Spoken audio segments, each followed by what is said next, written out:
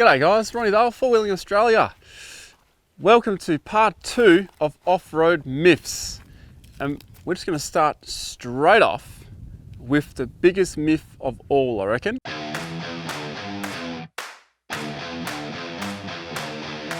And that is the fact that you need a vehicle fully kitted out like this to go four-wheeling, four-wheel driving, off-roading, overlanding.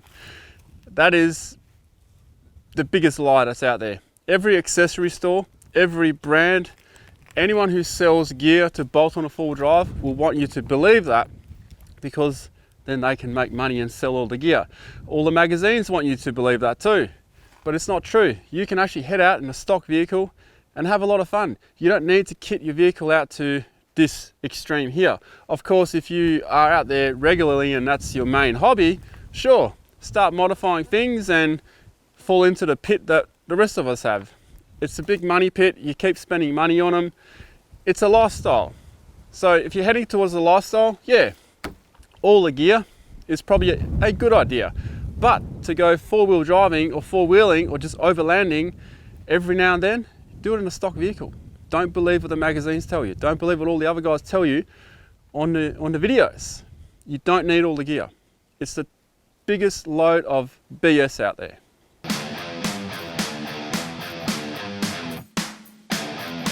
This myth is very important to cover because a lot of people believe this one, and it's actually dangerous to believe this particular myth right here, which is when you're on gravel roads, you shouldn't use four-wheel drive because four-wheel drive uses too much fuel.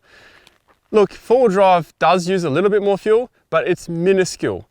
I've done so many trips on gravel roads, long stretches. We're about to do one right now actually. We're 100 k's into a 500k stint, gravel road. Four-wheel drive, always. And here's the reason why. Four-wheel drive is your safety mechanism for loose traction surfaces. So therefore, if you have a part-time four-wheel drive, it should be in four-wheel drive. It is your stability control. It is your full-time four-wheel drive comparison, so to say. It's your safety. It keeps you on the road. It keeps you safe, especially on the bends. A lot of people roll their cars in two-wheel drive on bends. That's when most accidents happen on gravel roads. So when you are on a gravel road, always lock your hubs and leave it in four-wheel drive. But then remember to hop out of four-wheel drive when you hit the tarmac again, because otherwise you'll cause bind up.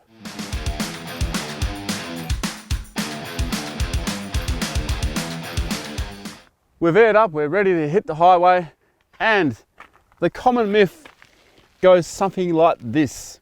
With manual locking hubs, some people believe, and a lot of people tell other people, that you must have it in 3 when you hit the highway. So long as you're out of four-wheel drive inside the vehicle with the lever there, you are out of four-wheel drive. You can in fact leave your hubs locked the entire time. It is a complete myth that you are going to waste fuel and you're going to have heavy steering. I drive with mine locked probably 50% of the time. And you know what? If you haven't been off-road, or if you don't off-road frequently, you should really lock that every now and then so you can spin and stir up the oils inside the diffs. As a matter of fact, I'm going to drive home to Perth 400 k's with this locked, just to prove a point. So having these locked when it comes to fuel usage, yeah, sure, it might use a tiny bit more fuel, but it'll be so minute that you wouldn't even be able to measure that. You honestly would not even be able to measure the amount of fuel, the extra amount of fuel that you would use if it's unlocked. So it doesn't matter. As long as you're out of full drive, you're safe.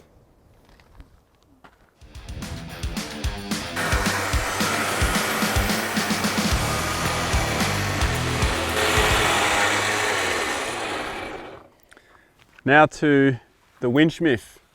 And the winch myth is a lot of people think and believe that steel cable is stronger than rope. Now, what they say is it is way stronger than a rope. It's totally not true though. We've done a lot of testing with steel cable. The myth goes that steel cable is stronger because you can drag it over rocks, you can winch over rocks, and if the line hits the rock, it's all good. When a cable goes on top of steel, it severs. it gets cut. And that's what happened here. The winch cable actually cut itself right on the door.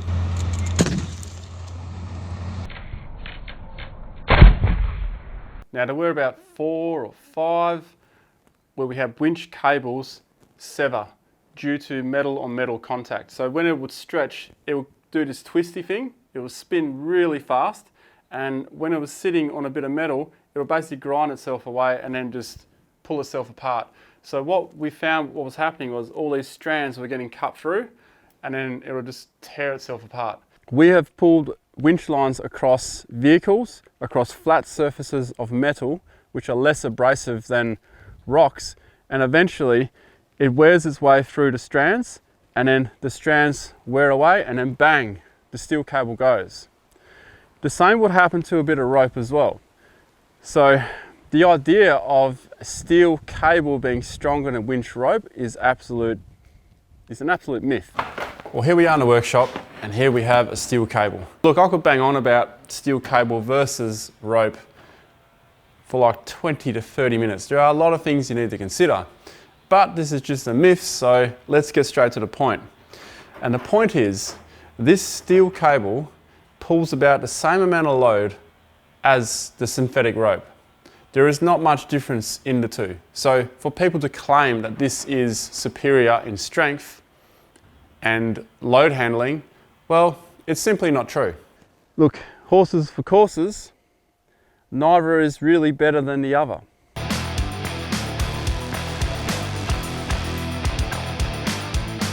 A common four-wheel drive myth, an off-road myth, is IFS is crap off-road. Well, you know what? It's not. Yes, we got 2 solid axle Land Cruisers over here, but here we have a IFS independent front suspension Hilux. This thing goes almost the same places that these two go, most of the time. 99% of the stuff you can do in an IFS vehicle, you don't need a solid axle vehicle. So when people are telling you this misconception, this myth about IFS being crap off-road, they are probably referring to soft roaders, city cars, the soft roader SUVs, the ones that only have all-wheel drive, not like a proper four-wheel drive. This is not a soft roader. This is an IFS Hilux.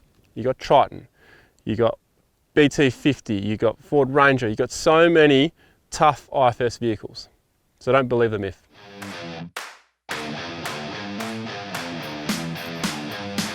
The second biggest myth of part 2 will be a four-wheel drive with all the gear is better. That is true to a degree. So if you put good tires, good off-road tires on, like mud terrain, all terrain, or whatever it is, some tires that are made for four-wheel driving, you put a suspension lift to get your extra 50 mil of clearance. Yes, that is still improving your vehicle.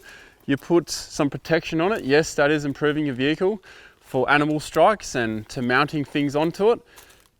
But there is a point where it becomes a burden.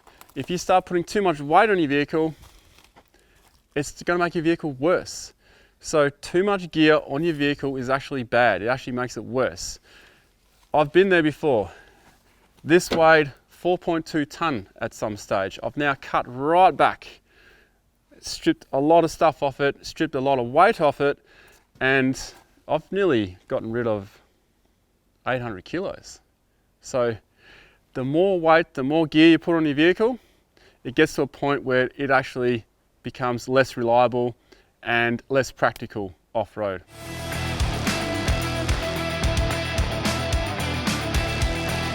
This myth I'm sick of, and that is four-wheel drive is the same as all-wheel drive. It is total BS. I've done a whole video on it. Okay, so whoever says that, they have no idea what they're talking about. So go over and watch all-wheel drive versus four-wheel drive, and you'll know the true difference between an all-wheel drive and a four-wheel drive. And it's not just about the drive system. That's where all these people who get upset about what I'm saying here get stuck on. They're focusing on what I'm saying about the drive line, how they all work. Now there's lots of different all-wheel drive systems. Some behave very similar to a four-wheel drive, but they're not four-wheel drive.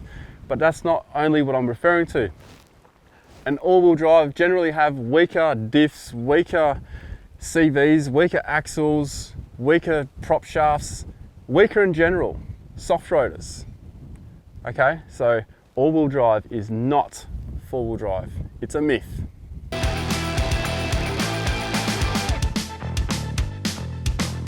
This myth is kind of a bit more of a misunderstanding by a lot of beginners or people who don't understand the four-wheel drive system. And the myth goes, when your vehicle is stuck and all four wheels are not spinning, there's something wrong, which is totally untrue. The only reason or only situation where all four wheels could be spinning when you're stuck is if you have a center differential lock, a front differential lock, and a rear differential lock. So you've got forced drive to all four wheels. That's the only time all four wheels to spin while you're stuck. Usually you'd only have one wheel at the front, one wheel at the back spinning if you're stuck, or maybe two at the back, one at the front. And it all comes down to which wheels have contact and which wheels have least resistance. Because when you're stuck, or when you're in a situation where there's no contact on one side and contact on the other side, power and torque will go to path of least resistance and will escape through the wheel that's not doing much. That wheel will spin, the other wheel will just sit there. So that is explained more in four-wheel drive versus all-wheel drive. I encourage you to watch that video because I go right into depth and explain how that works. But if your mate's stuck, or if you're stuck in a bog hole and only 2-3 of your wheels are spinning, it doesn't mean there's something wrong with your vehicle. Okay, all four wheels rarely spin when you're stuck, unless you've locked the diffs.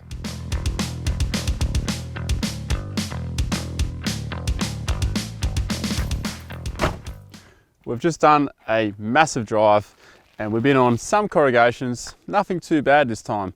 Usually we encounter some pretty rough corrugations. And the myth with corrugation goes something like this. People may tell you to drive faster on corrugations when they're rough. There is some truth to that, but if you only just listen to that advice and just drive faster when the corrugations get bad, things are going to get a lot worse. So what is the best way to handle corrugations? Well, let's go down to the tyre and I'll discuss it. It's not too complex really. If you hit corrugations and you're on highway pressure, the first thing you should consider is how long is the duration of these corrugations. Could they be 100 k's, 200 k's, 300 k's, 400 k's? If that's the case, consider lowering your tyre pressure just a little bit. You may find that 40 is too rough in corrugations, but if you go down to say 35 or 30, possibly even your high 20s, your footprint's going to increase and it's not going to fall into every single gap of the corrugations. Now, unfortunately, I don't have corrugations here to show you because they're a couple of 100 k's back there. But lower your tyre pressure a little bit and then adjust your speed. So you may not be able to sit on 110 kilometers per hour, but you may find that 80 kilometers per hour at 35 psi is the prime spot to sit. Now, it's important that you find that good buffer zone and stick to it, because if you just go faster, like people will tell you, people stuck with the myth, if you just go faster, you're just going to rattle everything loose. Bolts and nuts and screws, all these things are going to start to wear and start unwinding and stretch fractures. Possibly even if you've got an overweight vehicle, you could put a stretch fracture in your chassis. Your canopy could start fracturing in certain places. Corrugations send vibrations through your entire vehicle and can cause a lot of damage if you're not careful. And these things generally happen on long duration drives of corrugations. If you just hit corrugations for 20 k's, just put up with it, just go for it. But on a long haul drive, you might want to lower your pressure. With some extra advice, you should also be in four-wheel drive when you hit corrugations. That is absolutely paramount for your safety. If you hit a corner at top speed on corrugations in two-wheel drive, even in four-wheel drive, you can slip across to the side. So spend some time adjusting your tyre pressures on those long haul drives. And if it's just a short section, take it easy, especially if you've got high PSI. Just lower your speed a bit. So when out in the outback, don't fall for the myth if your mate just tells you just to go faster, because other things are going on.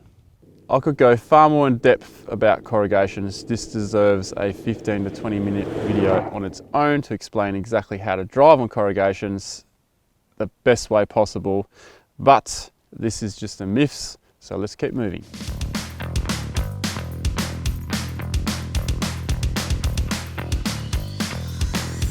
Thanks for watching part 2 of Off-Road Myths. Which of these myths did you believe or have you fallen for? Look, we all at some stage got some bad advice from someone and believed it. It happens all the time. So chuck it down below, and are there any myths that I might have left out? Maybe they'll be in part 3. Stay tuned for that. See you guys.